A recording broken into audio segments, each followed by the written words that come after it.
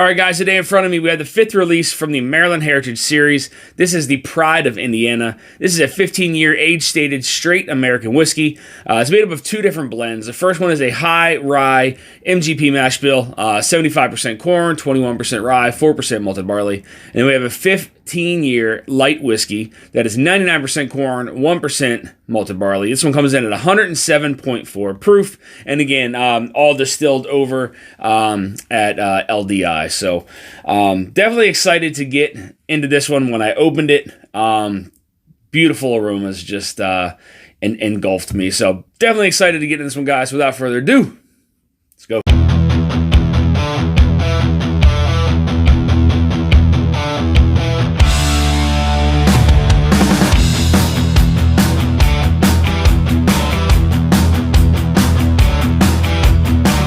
All right, guys, so as I stated, this one is made up of 2 different mash bills. We got a 75% corn, 21% rye, 4% malted barley, and then a 99% corn and 1% malted barley mash bill. Again, it comes in at 107.4 proof. Let's go ahead and get in the nose. So on this one, it comes off very sweet. It reminds me of like the cherry, it's like a cherry Twizzler with like pure vanilla extract further into the glass. Further away, there is a slight, like kind of like brown sugar, almost like a burnt brown sugar note. It reminds me almost of like a, almost like a soda, like a cherried, like a dark cherried soda. What's unique about this one to me? So typically, you either get like a dark cherry or you get like that, maybe like that artificial cherry, Luxardo, whatever you want to call it. This one has a mixture of both.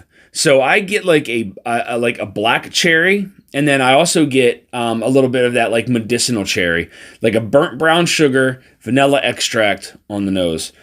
Beautiful nose, guys. Let's go and get into the palate. Cheers. God, that is so sweet. I mean, that may be one of the sweetest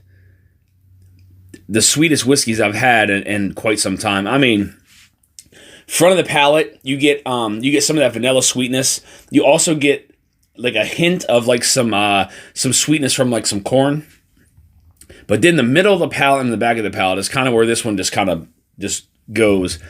It does remind me very much of like a cherry cola. Again, but it's that mixture of that cherry. It's like a dark kind of black cherry and then like a medicinal cherry as well. It's like a combination of both. And then like some of that vanilla kind of pulls through into the back. I do get a little dash of some black pepper there in the back of the palate. But very, very sweet. Very sweet on the palate.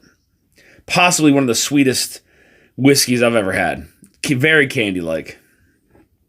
Pretty good first sip, guys. Let's get a second. Yeah, so that sip, it stayed pretty consistent with the flavor profile. The rye spice kind of died down a little bit, and it kind of brought forth a little bit of like some brown sugars in there. And then, again, the front of the palate, it's very sweet, candy-like, almost like some sweetness that you get from like some rock candy, almost, and then like some vanilla extract. And then that black pepper kind of slowly pulls down like a little bit of that vanilla, and then some of that cherry down into the finish. It's a medium finish.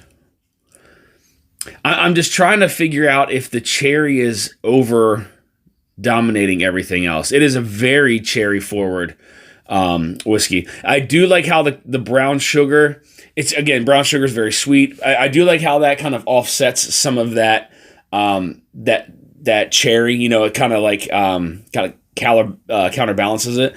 But either way, it's a very, very sweet whiskey. It's very good.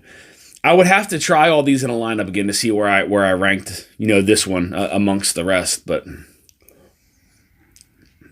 let's get the last sip, guys. Cheers.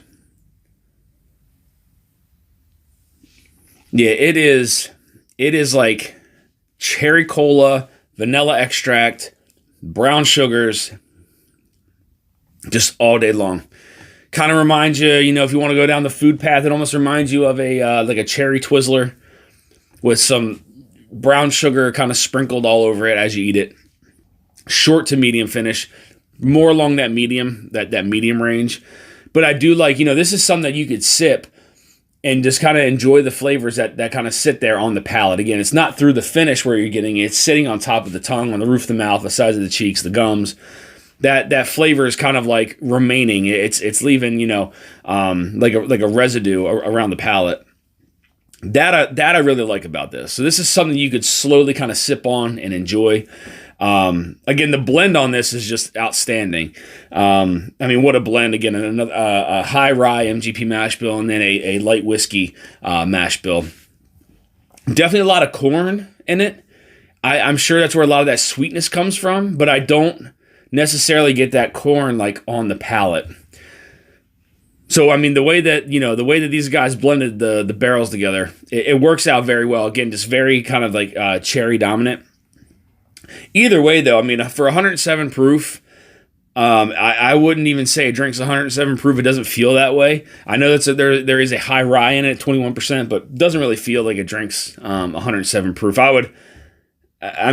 I were to try this blind, I may only say 100, maybe right around that bottle and bond range. But either way, this is a really good release here from the Maryland Heritage Series. So I want to thank you guys for tuning into this episode of Dusty Dan's Whiskey Reviews. I want to send a big thank you over to my friend Todd D for supplying with this bottle here to review on the channel.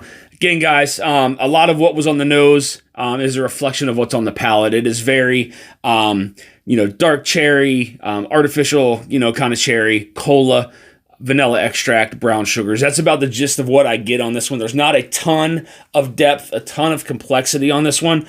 However, it's very sweet. The biggest surprise for me on this one, I would say, is how well it kind of just saturates the palate. I wish the finish was longer. It's still a medium finish.